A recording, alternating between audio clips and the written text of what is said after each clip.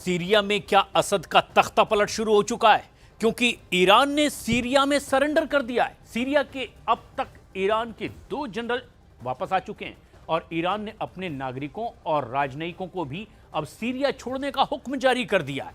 तो ऐसे में बड़ा सवाल ये कि क्या युद्ध के बीच में फंसे बशर अल असद को ईरान ने अकेला छोड़ दिया है?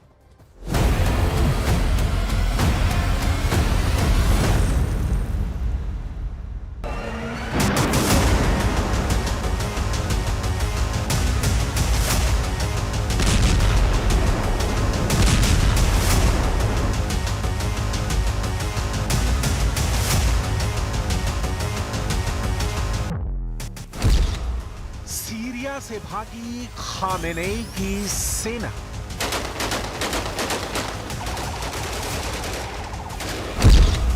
सीरिया में पुतिन को मिली पहली हार।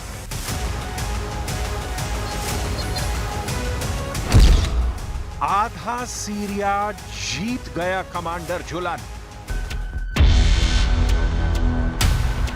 सीरिया में हयात तहरीर अल शाम यानी HTS के हमले के बाद राष्ट्रपति बशर अल असद के हाथ से चीजें तेजी से निकलती जा रही हैं। एक तरफ असद सरकार के कब्जे से अहम शहर फिसलते जा रहे हैं, तो दूसरी ओर ईरान ने अपने सैन्य कमांडरों को सीरिया से निकालना शुरू कर दिया है। इस बीच विदेशी मीडिया की रिपोर्ट के मुताबिक सीरिया के अहम पड़ोसी तुर्की के राष्ट्रपति तैयब एर्दोगन ने विद्रोहियों की कार्रवाई का समर्थन किया है। तुर्की के राष्ट्रपति एर्दोगन ने शुक्रवार को कहा कि वो चाहते हैं कि विद्रोही सीरिया की राजधानी दमिश्क तक पहुंचे। विद्रोहियों के विद्रोह ने सीरिया सरकार में कोहराम मचा दिया है। हमा पर विद्रोहियों के कब्जे के बाद सामने आए खुद सीरिया के डिफेंस मिनिस्टर और तुर्की की तरफ इशारा करते हुए कहा कि हमें मालूम है कि विद्रोह के पीछे कौन है और आतंकियों को कहां से दाना पानी मिल रहा है।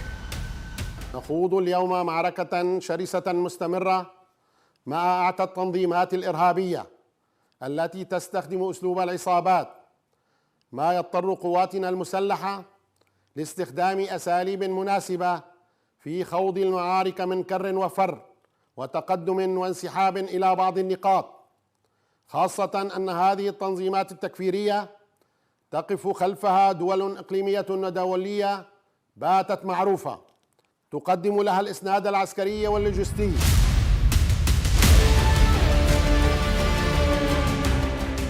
आगे बढ़े उससे पहले इन तस्वीरों को देखना आपके लिए बेहद ही जरूरी है। ये जुलानी के लड़ाके हैं जो हर जगह काबिज नजर आ रहे हैं। एक तरह से लड़ाके जश्न मना रहे हैं, संघर्ष का नामो निशान तक नहीं दिख रहा है। बड़े ही आराम से जुलानी के लड़ाके हमा में दाखिल हो रहे हैं। इक्का दुक्का जगह संघर्ष की खबर आई जिसमें असद सरकार की सेना के जवानों को विद्रोहियों ने मार डाला। सुनिए हमा में दाखिल होने के बाद जुलानी के लड़ाकों ने क्या कहा। بعد غياب 13 سنة عن حماة اليوم نحن بحماة تاريخ 6/12/2024 هي ساحة العاصي. بال 2011 طلعنا نقول ينعل روحك يا حافظ، وهلا بتاريخ 2024 نرجع بنقول ينعل روحك يا حافظ، وإن شاء الله مستمرين حتى النصر. महज 10 से 15 दिन के भीतर सीरिया के राष्ट्रपति बशर अल असद की सरकार के हाथ से अलग हो गया, हमा गया और अब जुलानी के लड़ाकों की नजर सीरिया की राजधानी दमिश्क पर है। सीरिया में विद्रोही जैसे जैसे बड़े शहरों की तरफ बढ़ रहे हैं, ईरान की घबराहट बढ़ती जा रही है। ईरान तेजी से अपने कर्मचारियों और खुद फोर्स के सैन्य अधिकारियों को सीरिया से निकाल रहा है। ईरानी सरकार जल्दी से जल्दी अपनी उपस्थिति सीरिया से कम करने की कोशिश में लगी है। अमेरिकी अखबार द न्यूयॉर्क टाइम्स ने सीरिया और ईरानी अधिकारियों के हवाले से की गई रिपोर्ट में यह दावा किया और ये सब सीरियाई राष्ट्रपति बशर अल असद की सेना और विद्रोहियों के बीच भीषण लड़ाई के बीच हो रहा है। रिपोर्ट के मुताबिक ईरानी अधिकारियों ने बताया कि कुद्स फोर्स के 2 शीर्ष जनरल सीरिया छोड़कर इराक भाग गए हैं। ईरान अपने राजनयिक कर्मचारियों, उनके परिवारों और नागरिकों को भी सीरिया से निकाल रहा है। दमिश्क स्थित दूतावास के आदेश पर ईरानी नागरिक सीरिया से निकल रहे हैं। कुछ लोग तेहरान के लिए विमानों से रवाना हुए, जबकि कुछ लोग सीरियाई बंदरगाह लताकिया की ओर गए। तो क्या जुलानी से डर गया ईरान?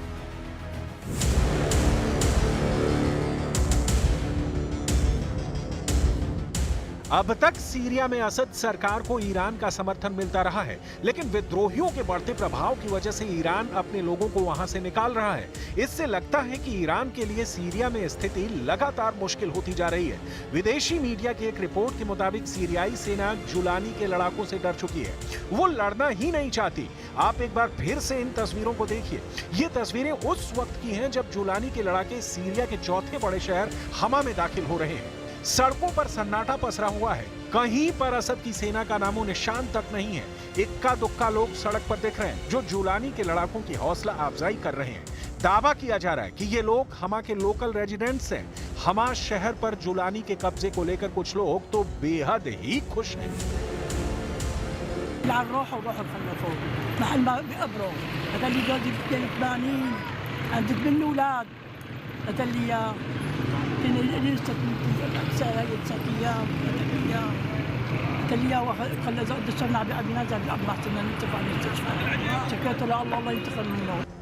विदेशी मीडिया की रिपोर्ट के मुताबिक ईरान सीरिया की लड़ाई में बिल्कुल भी शामिल नहीं होना चाहता है।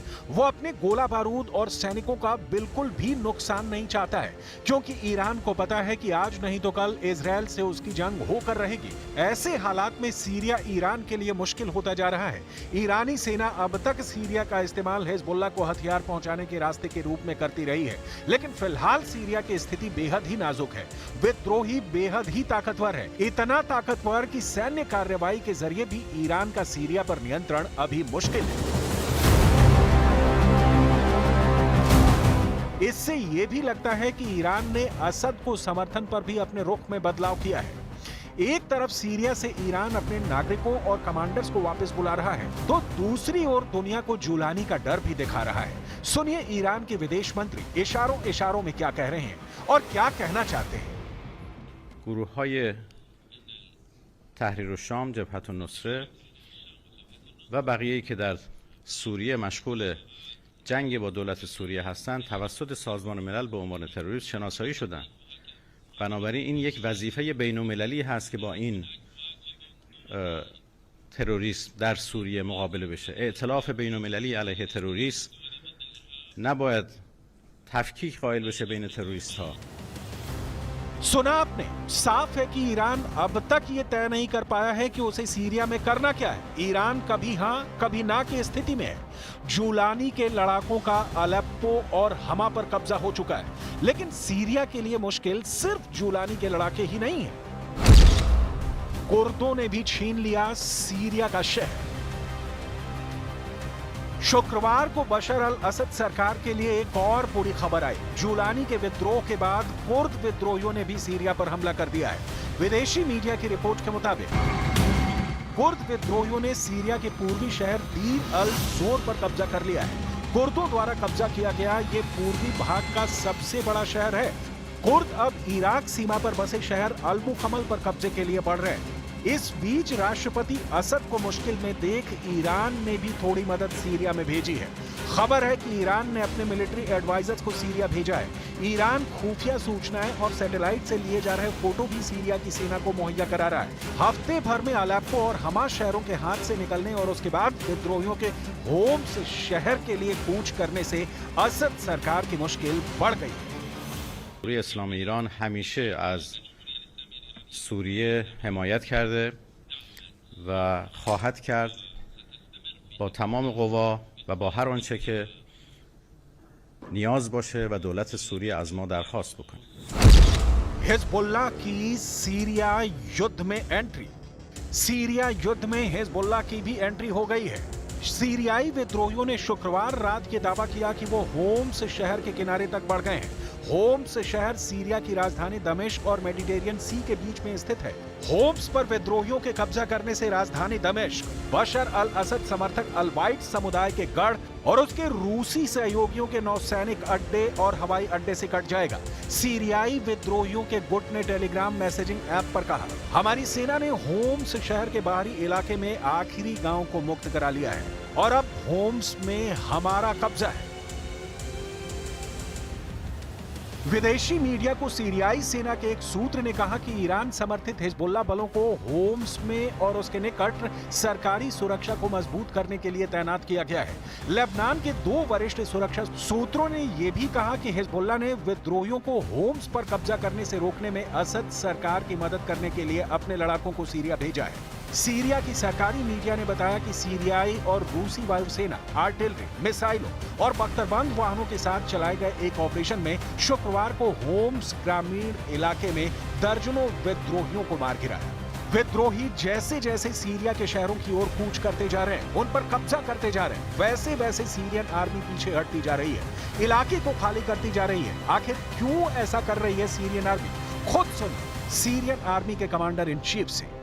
في ديتر حمي تعرف ديتر ايه جروب ديتر ايه تشدار ايه خسروا تسري درجي هي تحرير الشام ت برنامج كيما يكون دي جوان شاب كنينا برج مشهد نكر انا جت برنامج كيما يبين كنينا اول سروان دمني اول شيء مسالك سياسيه نزك منك سياسيه وكيما ضيق وياكرن ام ديالوج رش حركه سيره بكرنا البته اما برجوندي جالي خو اساس بكرن وبرجوندي سوريا گشتي يكتي سوريا ما اساس بكرن।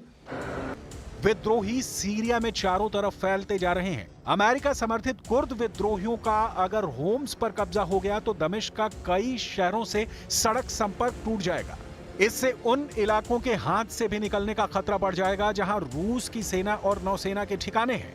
वैसे रूस ने विद्रोहियों को रोकने के लिए होम्स के रास्ते में पड़ने वाले पुल पर बमबारी कर उसे बुरी तरह से क्षतिग्रस्त कर दिया है ताकि उसका टार्टस नेवल बेस और खमीनीम एयर बेस बचा रहे, जिसकी उम्मीद फिलहाल कम ही लग रही है।